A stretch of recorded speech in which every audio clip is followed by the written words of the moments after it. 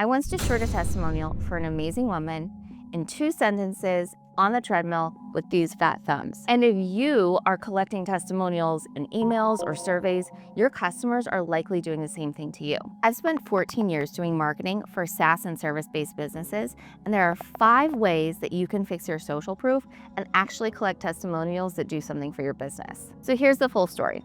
A former employee messaged me the other day asking me to vouch for her for a job she's applying to. The company sent the email and obviously it got lost and I didn't realize there was a deadline. So a couple hours before the deadline, she messages me and asks me to make sure that I do the review for her.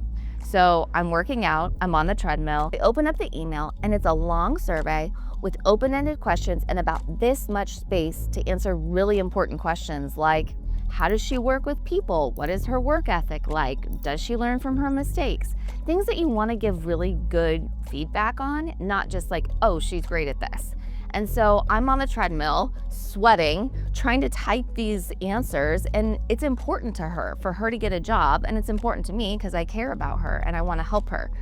But I rushed through this survey as quickly as possible because I knew it needed to be done, couldn't really see what I was typing, and I pressed submit, and I just felt guilty. I felt like I had not done her justice in this testimonial and in this feedback to vouch for her and help her get the trust from this place she's applying to. The same thing is likely happening to you if you're sending emails asking for a quick testimonial or you're sending a survey on SurveyMonkey.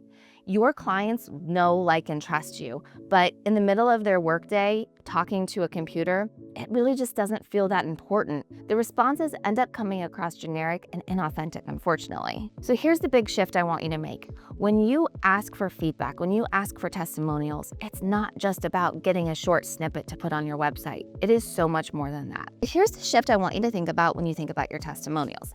I like to think about it like an iceberg. Above the surface, you see customer testimonials, the quotes, the 5-star reviews, maybe an image block or a logo block on your website. But underneath the surface is really rich customer insights. What they think about late at night when they're trying to solve a problem. What are their pain points? What are the triggers? What are the things that made them start searching for a service like yours? But you're not going to capture that in a survey. You really are only going to capture that in face-to-face communication, in a conversation where there's dialogue, where you can ask follow-up questions. Face-to-face conversations with your buyers are super important. We all learned in 2020 when we started working remotely that Slack communication, email communication really doesn't suffice. We need that face-to-face dialogue, that water cooler brainstorming kind of thing. And you're not getting that with your customers when you're only communicating on email or Slack. So now that you understand that testimonials aren't just a testimonial, let's get into the 5 ways to collect amazing testimonials. Okay, step 1 in collecting really great testimonials is that you have to do it on a monthly basis. If you wait a couple years to start collecting testimonials and then panic because the stories on your website don't actually match the services that you offer anymore, you're in trouble. There's 2 reasons why you need to collect your testimonials on a monthly basis. The first is that you need to collect it when those emotions are raw, when that transformation is fresh and exciting.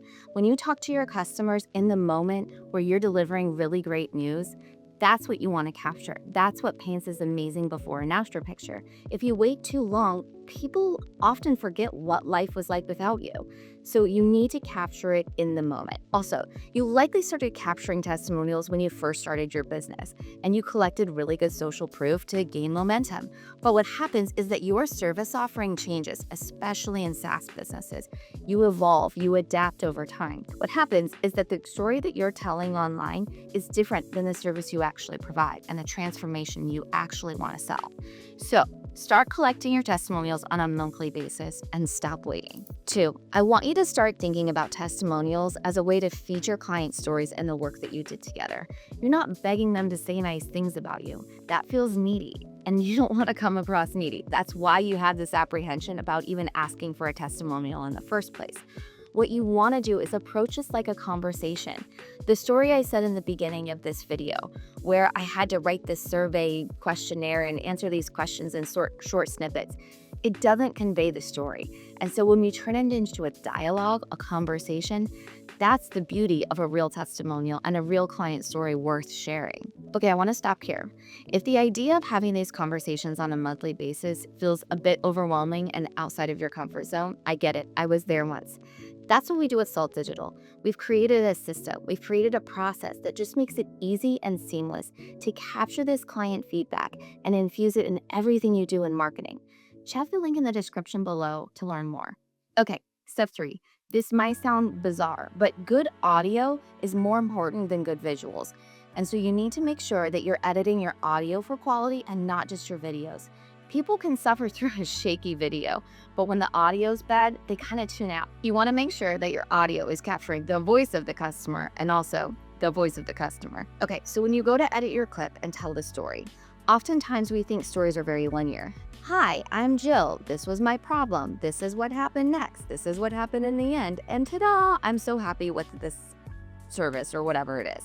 But that's actually not how good stories work today. We are living in an age where attention is precious. And so we have to capture attention immediately in a video. And there's a couple ways to do this. The first is to create a good hook. And you can do that by either showing the end before telling the story or creating tension in the beginning with this unresolved problem. So what I like to do is I like to take 3 seconds to really frame it, grab interest.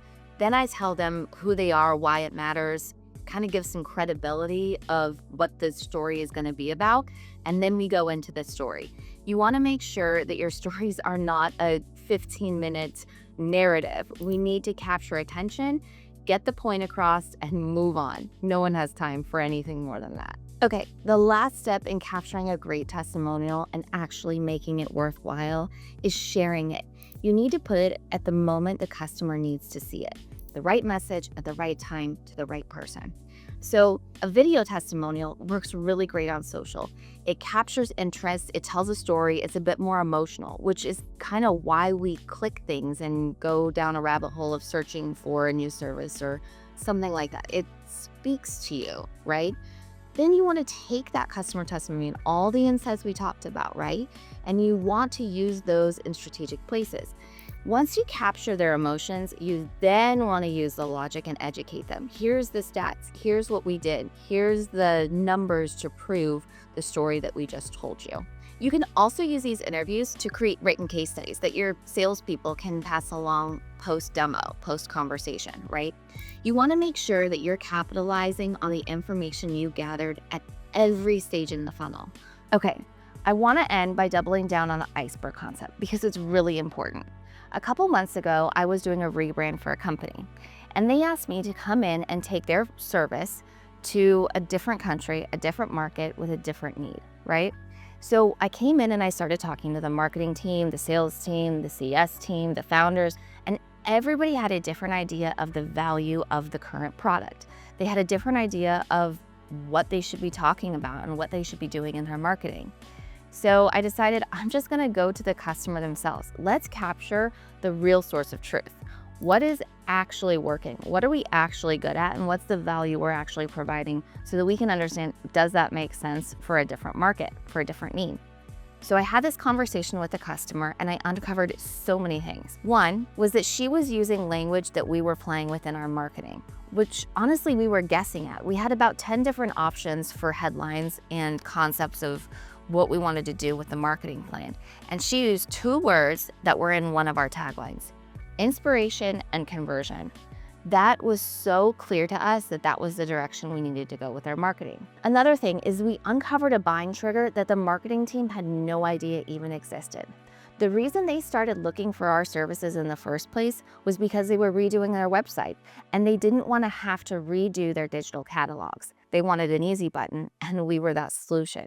Now, all of a sudden, we have a buying trigger that we can target in marketing, and it opens up an entirely different audience with real intent for the product and service we needed. We would never have uncovered that had not talking to the customer and having an open conversation. The value of these conversations goes far beyond a video testimonial and social proof on your website.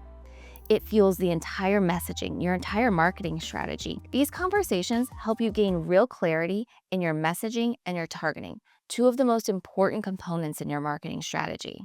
If you solve those 2 things, you're 80% of the way there. Good testimonials only work if they're part of a system. If you need help creating a system for capturing client testimonials that actually move the needle in your business, check the link in the description below. We'll book a call and talk you through exactly how to create that for your specific business. And now that you know how to capture a great testimonial, let's discuss how to actually make it convert. I break that down in the video on the screen. Click that now. See you.